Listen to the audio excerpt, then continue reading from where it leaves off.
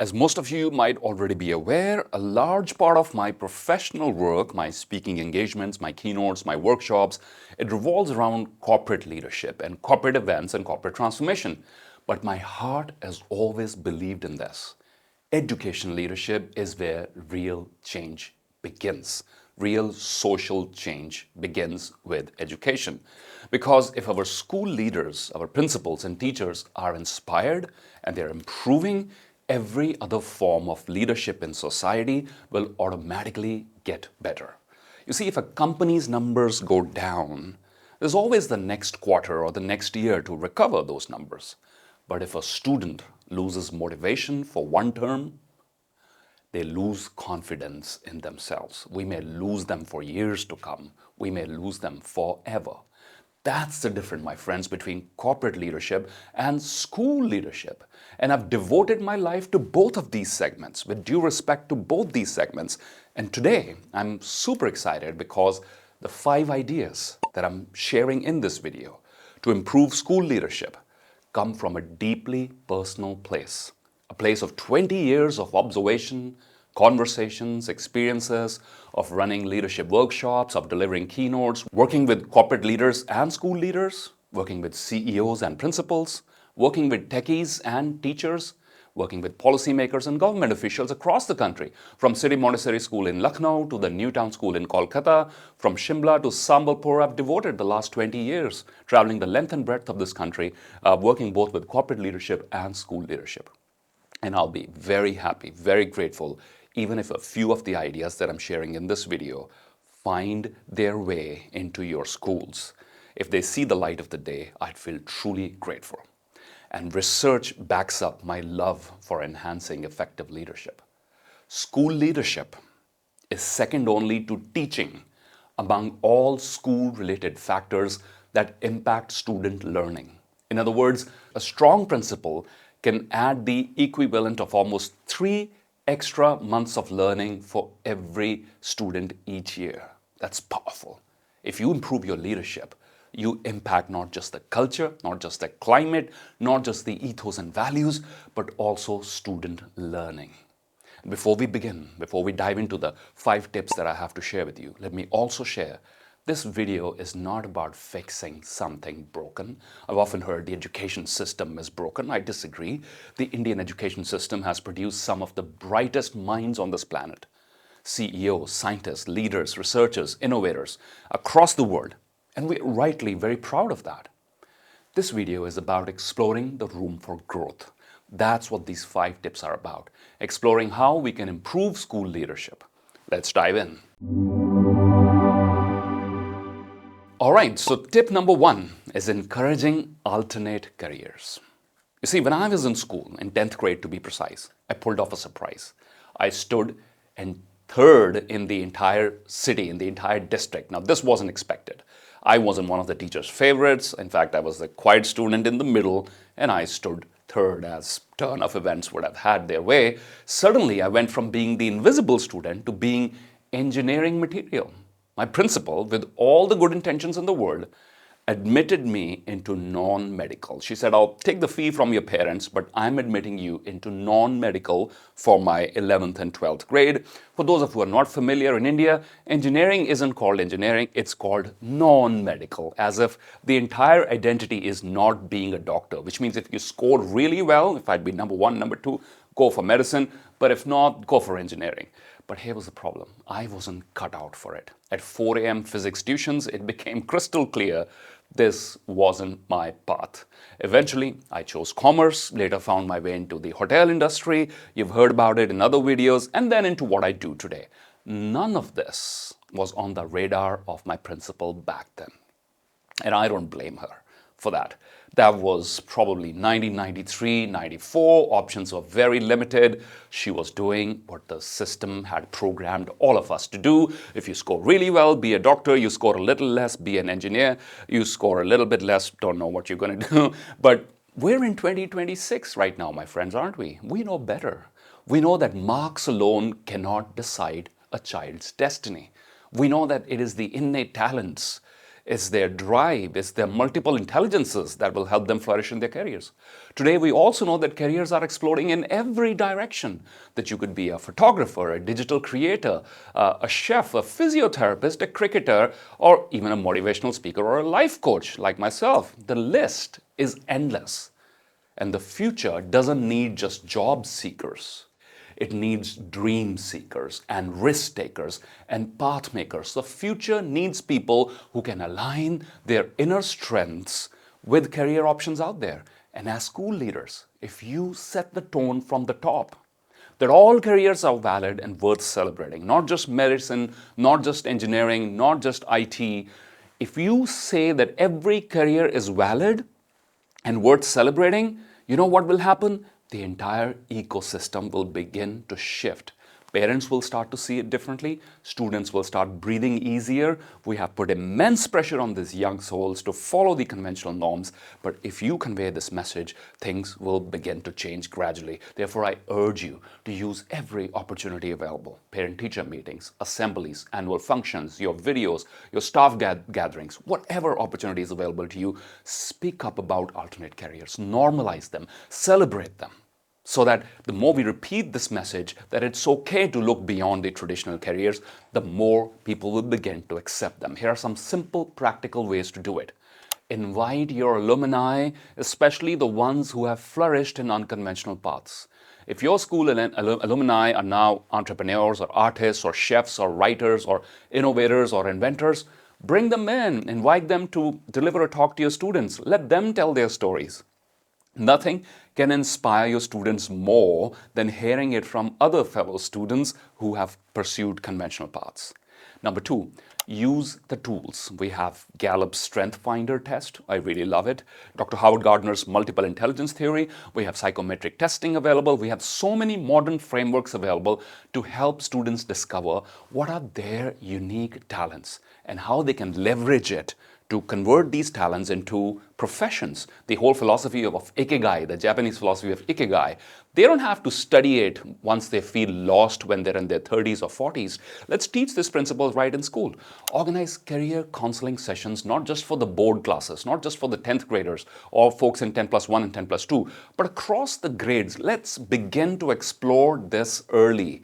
The whole career counseling, career guidance thing. Let's start it in 7th grade, 8th grade. So to tell them, to educate parents and teachers, host workshops that broaden their vision also. Because when parents and teachers also understand that there are other options available, the whole ecosystem will begin to shift. Above all, my friends, don't forget that as school leaders, you have the power to shape a culture which encourages all stakeholders, and you're working with multiple stakeholders here, the students, the parents, society, policymakers. You have the power to shape a culture to encourage and nudge all the stakeholders to think beyond medicine, engineering, and traditional careers. While there's nothing wrong with that, we need great doctors, we need great engineers, but we also need great artists and thinkers and innovators and entrepreneurs and creators and photographers and chefs and so much more, and choreographers and dress designers and so much out there. A culture where schools are not just producing more test takers, but nurturing more dream chasers. That's what we need. A culture that does not discourage risk-taking, but encourages risk-taking.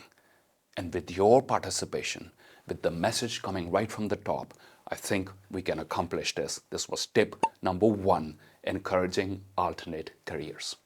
Tip number 2 for school leaders is actively discourage rote memorization and encourage original thinking. If there's one silent and brutal enemy of future skills, it's rote memorization. When we push our children to memorize everything word for word, we are not creating leaders and thinkers and innovators. We are creating parrots. And parrots don't build nations. Parrots don't build companies and products. Parrots don't change the world.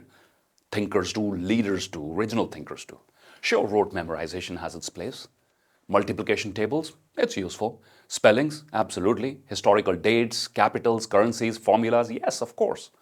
But when students are memorizing the answer to a question, what do you do in your free time? Or what is Canva for? This is recent. I've personally seen a student memorizing the answer to the question, what is Canva for? If they're just memorizing the answer, we've lost the whole plot. Education is supposed to prepare students to solve real-world problems, not just recite answers. We need problem solvers, my friends, not just people who can parrot the answers they learn from the textbook. Think about it. If a child memorizes what Canva is, but cannot actually log into Canva, create a design, or play with its features and create something useful, then we're just filling a bucket instead of lighting a fire. Even writing a good prompt for any generative AI platform these days, such as ChatGPT or Gemini, will require original, creative thinking on the spot, and also clarity about what do you want from the AI platform. This stuff cannot be memorized from a textbook. Every prompt will need a different input. And these prompts will have to be adapted on the goal. They'll have to change.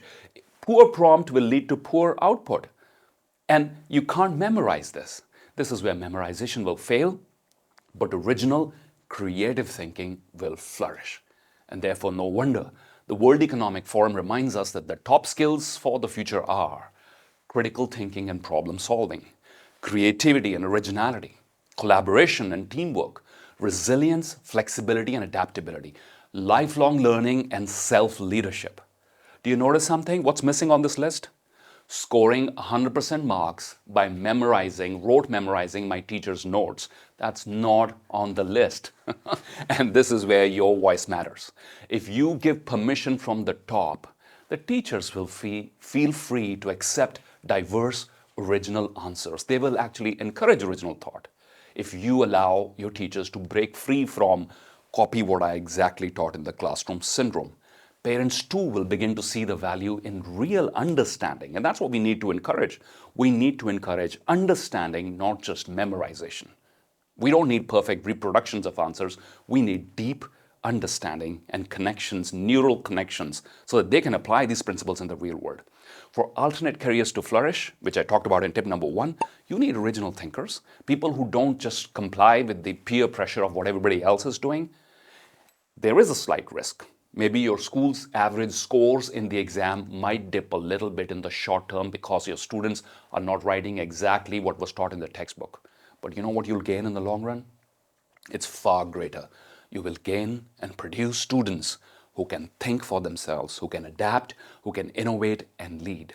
Students who don't panic when they forget a line, but improvise and shine and come up with original thoughts. These are the students who will grow into leaders, original thinkers, nation builders, and entrepreneurs. So here's a quick action checklist for you, a list of suggestions from my side. Number 1, introduce quick impromptu activities in your school, like asking a student to explain a concept in their own words on the spot. That's one of my suggestions. Number 2, print out and hand over a list of the World Economic Forum's future skills list, right? Get that list and print it out and hand it over to every single parent and teacher in your school so that they can actually see what are the skills that will matter in the world in the coming few years, okay? We need to circulate this list to every single parent, every single teacher. Encourage parents to praise originality, not just correct answers matching the textbook. Tell teachers, it's okay if your answer sheet does not look like your notes. It's okay if the student has put the same thing in their own words. Value originality. Alongside exams, I also encourage you to have alternative assessments. Not every student will shine in that 2-hour exam. Use debates, group discussions, projects in which you will be able to get a better idea of a child's true capability. Train your teachers in activities which help them develop understanding rather than just memory, such as your teachers can start giving out assignments such as creating brief videos on the subject, in which a student has to create a video on the subject on what they learned and submit it to the teacher, right? Organize impromptu speeches, extempore debates, originality challenges, business idea pitches where students must think on their feet without any pre-written scripts. I give this fun assignment whenever I work with young students. I say, okay, I take a bunch of 5 students, I give them assignment that you're launching a new restaurant. You're opening a new restaurant and you are going to have to design the TV ad, the radio ad, the print ad. You'll design the menus, tell me what the theme will look like. Suddenly they come alive. Their imaginative, original thinking, it begins to get activated and you see a different version of them. And that's what we need, their ability to create, to have these creative ideas, to express these creative ideas, and to implement these creative ideas. All right, tip number 3 for my dear school leaders and school principals: aim for growth, not perfection. Aim for growth, not perfection. When I attend school performances these days, a lot of it is sadly just lip syncing.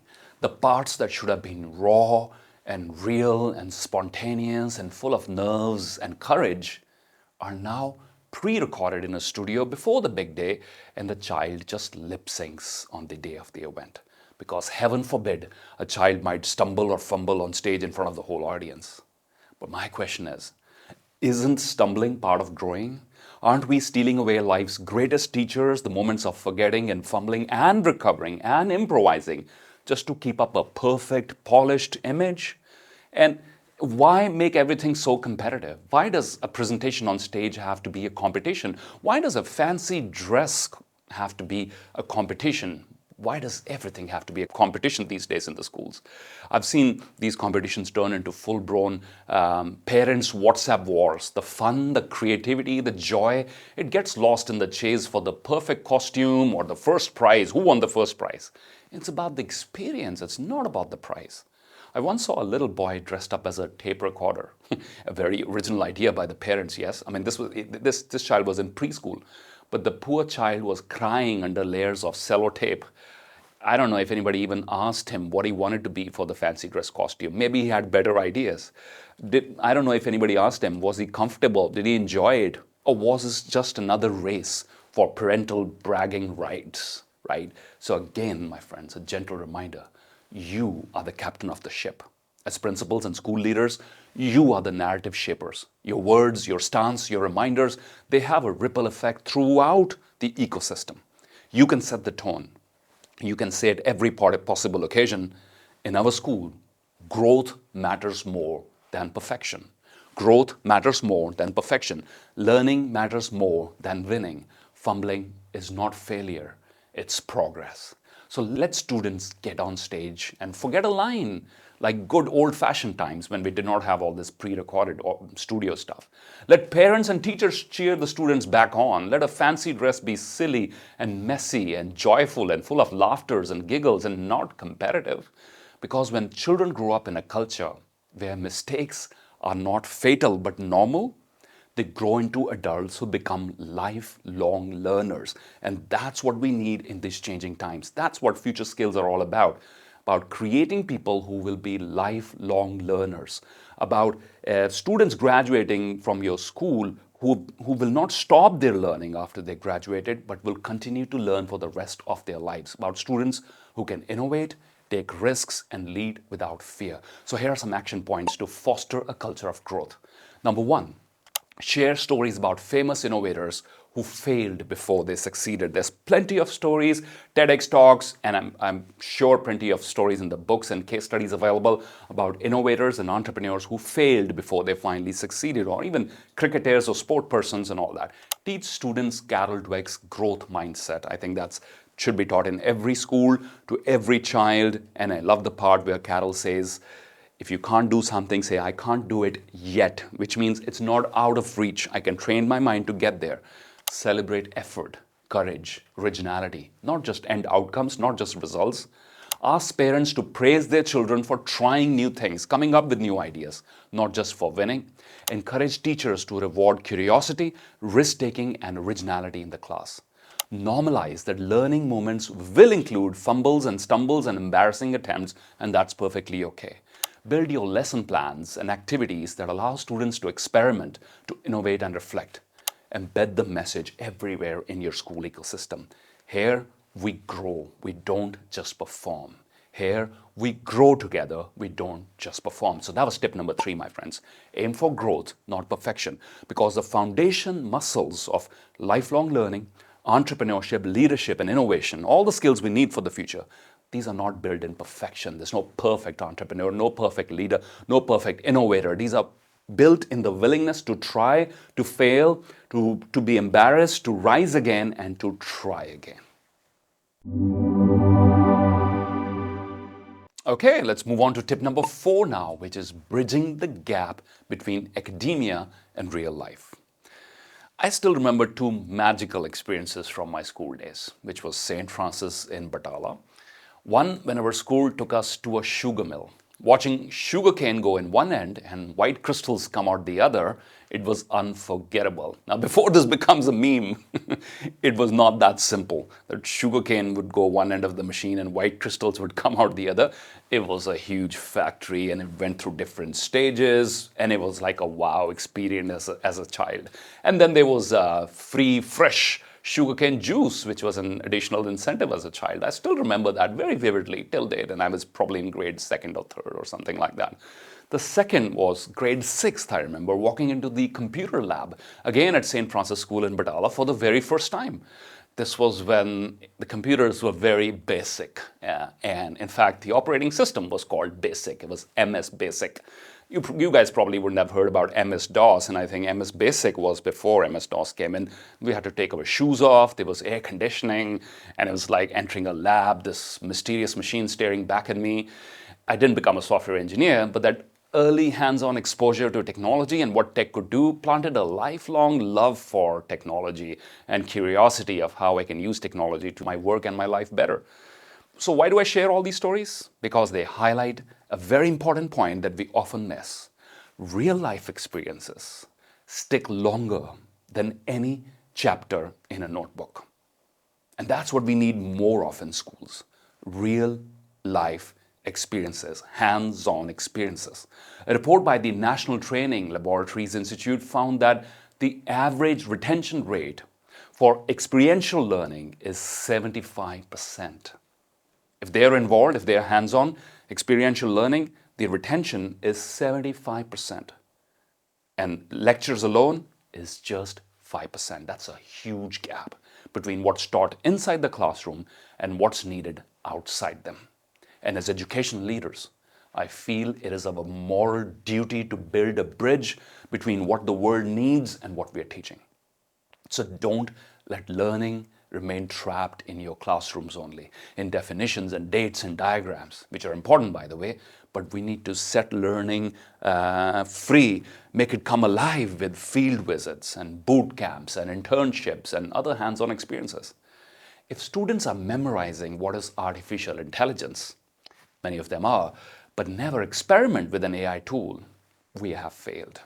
If they can rattle off what is digital marketing, but they've never visited their local digital marketing agency or that startup, we have failed. If they just theoretically learn about what is green energy, but have never visited a real wind farm or a solar energy farm, we have failed, and we won't be able to ignite the same kind of passion or understanding in these young minds, which are visual, and they learn more when they touch and feel and see and are out there. This is when schools should open windows, not just computer windows, the real windows to the real world. Open your doors to internships, guest lectures, field visits, trips, workshops, so that students can connect theory to life. That's when education starts to breathe. Edgar Dale's cone of learning, which you might be familiar with already, suggests that learners remember only 10% of what they read, but up to 90% of what they do through active participation and hands-on practice. So here's a quick suggestion checklist to implement this tip. Invite guest speakers, local doctors, lawyers, entrepreneurs, dentists, artists. Invite them to share what a day in their life looks like. Send your students to these fellows, whoever are willing to shadow them for a day or 2 days, so that students have an exposure to what does a life of an entrepreneur look like? What does a life of a surgeon look like? Encourage parents to arrange shadowing internship opportunities, to let their kids see what real jobs look like. A Gallup study 2019 found that students who had at least one internship or a real-world project during school were twice as likely to be engaged in their future careers. Educate parents on how practical exposure, not just more degrees. There's a huge rush. Oh, he's finished bachelor's, sign up for the master's degree straight away, right? And that's risky. We need to educate parents on how practical exposure to the real world can ignite passion, and can clarify career choices so that students get to know what will suit them better in the long run, rather than just enrolling in another degree. Encourage parents to involve children in activities such as budgeting and negotiation. This can be learning at home. Encourage your teachers to incorporate real-world applications of their subjects wherever possible. Organize industry connect days where your teachers, not just students, visit your local businesses so that they can refresh their own perspective. Often I find that teachers are also disconnected with what's changing in the economic and social scenario. Arrange field trips, not just to industries, but to local startups, hospitals, labs, podcast studios, creative studios. Host hands-on workshops, coding boot camps, cooking sessions, design labs, photography sessions, even role-playing a courtroom or something like that. Launch Real Life Fridays. I love this one. Real Life Fridays, where one period each week, Friday, is dedicated to practical life skills, budgeting, finance, pitching business ideas, problem solving, teamwork, designing ads, designing posters on Canva, things like that. You see, education that stays on paper dies on paper. Education that walks into life lives forever, like my school sugar mill visit. And as school leaders, you hold the key to making that happen. Let's not just teach our students about the world theoretically. Let us allow them to touch it, to taste it, to try it, to experiment with it. So that, my friends, was tip number 4, bridging the gap between academia and real life. All right, moving forward, my friends, let's now talk about your first line of defense, your warriors, your heroes, your teachers. According to a UNESCO Global Education Monitoring Report 2021, teachers spend up to 40%, 30 to 40%, that's almost very close to half, of their working hours on non-teaching tasks like paperwork and administration. Streamlining this could dramatically improve teaching quality. And that, my friends, is tip number 5. Free up and fire up your teachers. Liberate your teachers from all the extra work that they should not be doing, and then motivate them to take ownership of their real duty, which is to light a fire inside the minds of the students. I've often walked into schools and seen teachers buried under piles of registers, endless paperwork, reports, administrative checklists, events, so much more going on. And when I finish a workshop, sometimes with the teachers, they all come to me and say, I love all the concepts that you taught, but I don't have the time to do it. And that's when I think to myself, all this additional stuff, this is not why they became teachers. They became teachers to tell stories, to ignite curiosity, to shape the futures of these young children. But when their energy is drained by bureaucracy and redundant paperwork, how can they give their best in the classroom?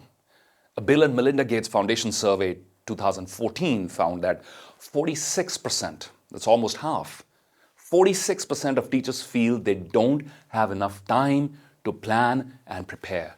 And lack of time is their number one frustration. And school leaders and principals, this is where we come in. Free them up and fire them up. Free them up by delegating, deleting what truly doesn't need a teacher's expertise. Free them up by using technology to automate repetitive stuff like attendance or reports or something like that. Simplify your procedures. Protect the most precious resource of your teachers, which is their time and their energy. And then fire them up. Give them ownership. Give them creative freedom. Don't micromanage them. Remember Google's famous 20% time, where they give 20% time for their engineers to come up with something new, and that has created some of their most brilliant breakthrough inventions?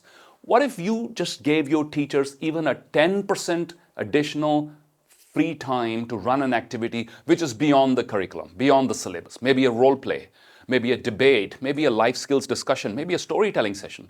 That freedom that you give to your teachers is fuel that will turn your teachers into information deliverers to experience creators. And that's what we need more of. We need more teachers who can create experiences in the classroom and not just deliver information. Because guess what? ChatGPT can do that. ChatGPT can deliver information. We need experience creators, storytellers, right? People who can influence and ignite and do so much more and inspire. And when teachers feel trusted and supported and inspired, they pass on that energy straight to your students.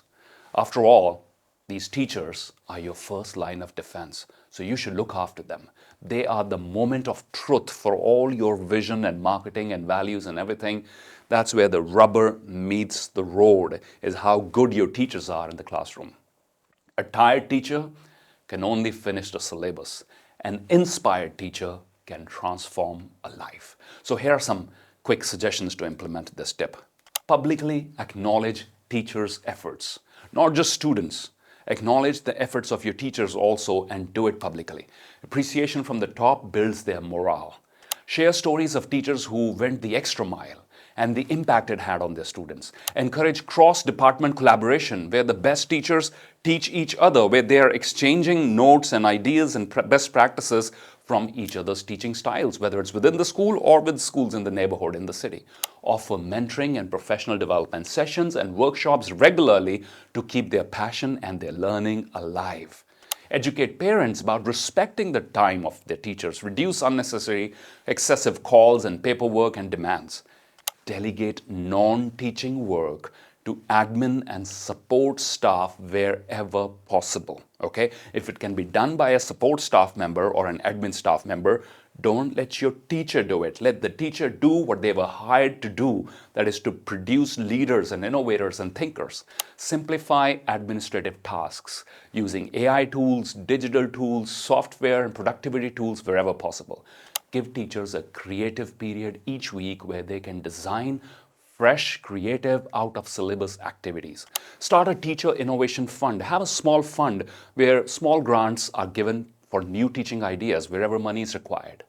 My friends, when you free up your teachers from drudgery and fire them up with trust and inspiration, you have kick-started the transformation of the entire school.